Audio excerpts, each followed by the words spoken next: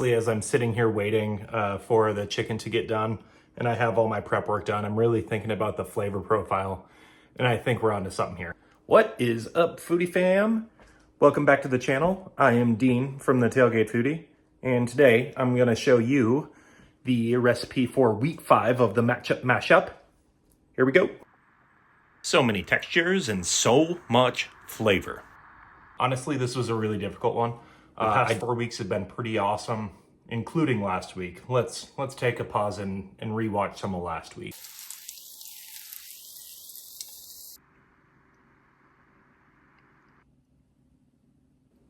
Yeah, blue cheese crab cakes with a buffalo aioli.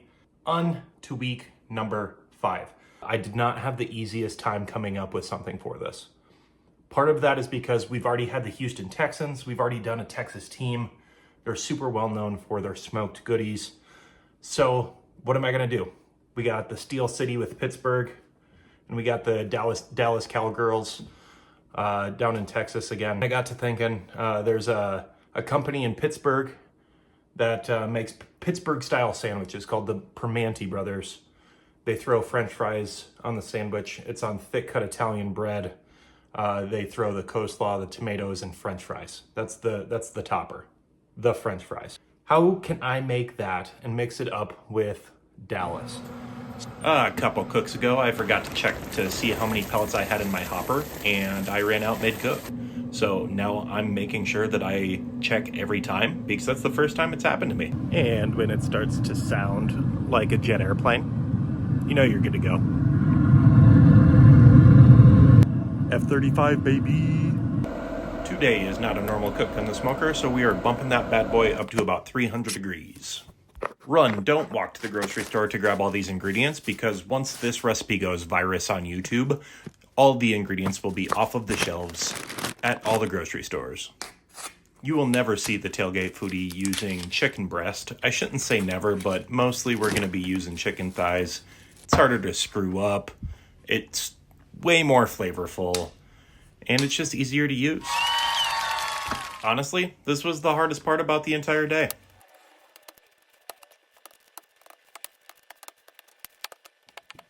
Honestly, I think Yardbird is our most underrated seasoning. It has so much flavor, but it's not overpowering.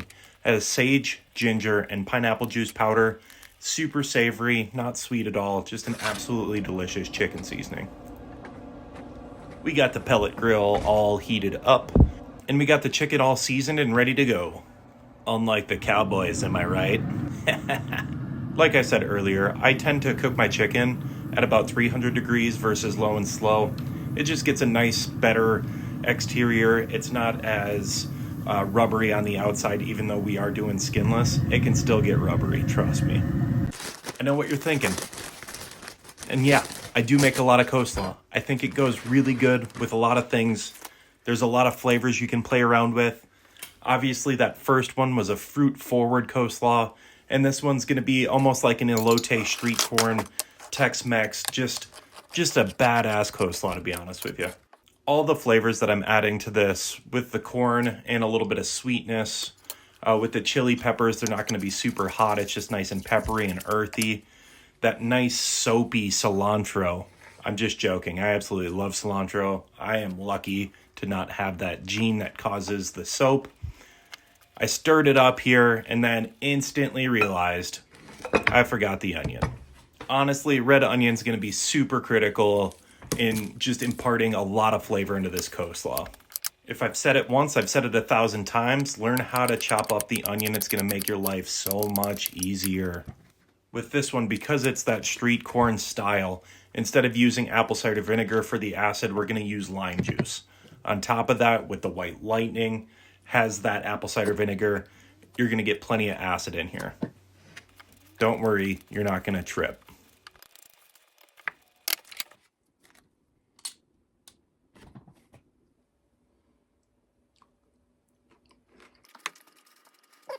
The lime juice really brings it all together.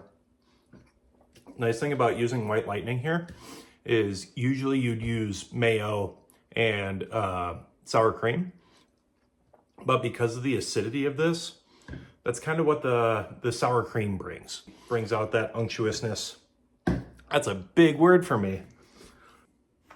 Because of the smoked meats, because of that rich coleslaw, you're gonna want a little bit of freshness here. This tomato is gonna really help that sandwich out, add a little bit of freshness. And I don't wanna waste any tomatoes, and I love tomatoes, so I always season them up with a little bit of steakhouse and make a little snack. Everybody needs a little snacky snack while they're cooking. Oops. A little twisty top. First, a word from our sponsors. Do you feel inadequate as a man? Is your wife going over to Kevin's place to eat his barbecue? Do your kids barely give you high fives anymore? Well, here at the Tailgate Foodie, we have a solution for you. The All-Star Grill Kit. With 3 fantastic flavor-packed seasonings and 3 perfectly paired sauces. You don't have to worry about your wife going over to Kevin's, and your children are going to love you again. Anyway, let's check on that chicken. There is a key to pellet grill cooking. You gotta know where the hot spots are on your smoker. On a normal cook, I'm rotating meat. On a cook like this that's a little bit hotter, I'm actually completely moving thighs from one side to the other. I didn't want to make my house smell like deep fried goodness, so I decided to pull out the air fryer and completely screwed up. Well, that was a nightmare. Turns out that using an air fryer one-handed is really shitty. The absolute key to great chicken on the smoker is to finish it off over the fire pot. So I open up the fire pot, I crank it up to 500 degrees, and as you can see, I get just a nice little char on the outside. It isn't burnt. It's a nice in-between to get that nice texture, but you also get that like borderline grill flavor.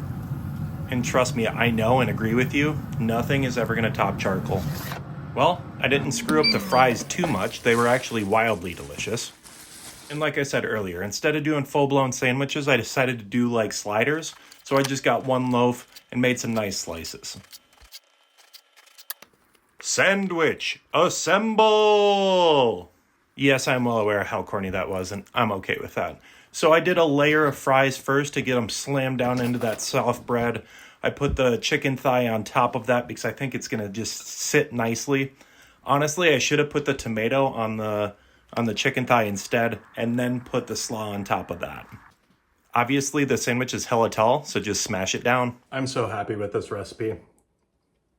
You get the crunch from the French fry, the smoked goodiness from the chicken thighs, that elote Tex-Mex coleslaw, the soft bread. You got so many flavor profiles just going through this thing. Honestly, it's just a nice bite. Like, you get so many textures, so many flavors.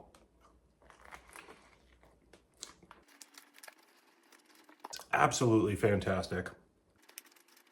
At this point, you're just watching me eat. As I've stated before, I'll never be a skinny man. They make their batter with craft beer, and I was like, that sounds like me.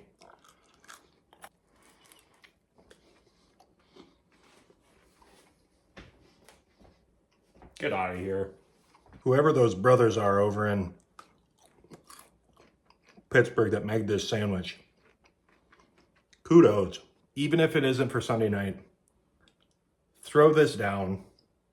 It's absolutely fantastic. You get so much flavor, you get so much texture. See you next week for week 6.